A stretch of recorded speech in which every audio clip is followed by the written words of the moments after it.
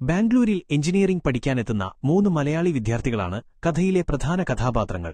ബിബിൻ, അഖിൽ, ഷാമി എന്നിവർ. ഒരു ഹോസ്റ്റലിൽ താമസിക്കുന്ന ഇവരെ കോളേജിലെ സീനിയർ വിദ്യാർത്ഥിയായ കുട്ടിയുടെ നേതൃത്വത്തിലുള്ള സംഘം ക്രൂരമായി റാഗ് ചെയ്യുകയും മർദ്ദിക്കുകയും ചെയ്യുന്നു.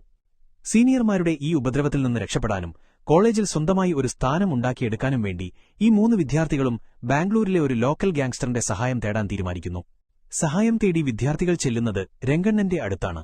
രംഗണ്ണൻ ഒരു പക്കാ ലോക്കൽ ഗ്യാങ്സ്റ്ററും എന്നാൽ എല്ലാവരോടും നന്നായി പെരുമാറുന്നവനുമാണ്. ഇവരുടെ പ്രശ്നം അവർ രംഗണ്ണനോട് സൂചിപ്പിക്കുന്നു. രംഗണ്ണൻ ഈ കുട്ടികളെ സഹായിക്കാൻ സമ്മതിക്കുകയും അവരെ തന്റെ വീട്ടിൽ താമസിപ്പിക്കുകയും മദ്യം, ഭക്ഷണം എല്ലാം സൗജന്യമായി നൽകുകയും ചെയ്യുന്നു. ഈ സൗഹൃദം തുടങ്ങുന്നതോടെ രംഗണ്ണൻ തന്റെ എല്ലാ ഇടപാടുകളും നടക്കുന്ന സ്ഥലത്തേക്ക് അവരെ 3 പേരെയും കൊണ്ടുപോകുന്നു. അവർക്ക് 3 പേർക്കും സീനിയർമാരുടെ റാഗിങ്ങിൽ നിന്ന് ആശ്വാസം ലഭിക്കുന്നുണ്ടെങ്കിലും രംഗണ്ണന്റെ അമിതമായ സ്നേഹവും ജീവിതരീതികളും കാരണം അവർക്ക് ബുദ്ധിമുട്ടുകളുണ്ടാകുന്നു. പഠനത്തിൽ ശ്രദ്ധിക്കാനോ സാധാരണ കോളേജ് ജീവിതം നയിക്കാനോ അവർക്ക് കഴിയാതെ വരുന്നു. രംഗണ്ണനെ ഒഴിവാക്കി സാധാരണ ജീവിതത്തിലേക്ക് മടങ്ങാൻ അവർ 3 പേരും ശ്രമിക്കുന്നു.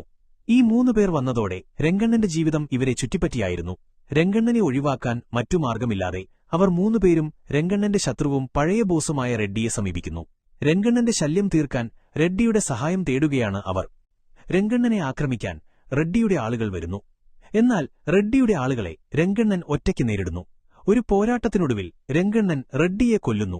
തങ്ങളെ ചതിച്ചതിന് രംഗണ്ണൻ അവർ 3 പേരെയും കൊല്ലാനൊരുങ്ങുമ്പോൾ അതിനിടയിൽ ബിബിന്റെ അമ്മയുടെ ഫോൺ കോൾ വരുന്നു. രംഗണ്ണൻ സ്വന്തം അമ്മയെപ്പോലെ ബഹുമാനിക്കുന്ന ബിബിന്റെ അമ്മയോടുള്ള സ്നേഹം കാരണം അവരെ വെറുതെ വിടുന്നു.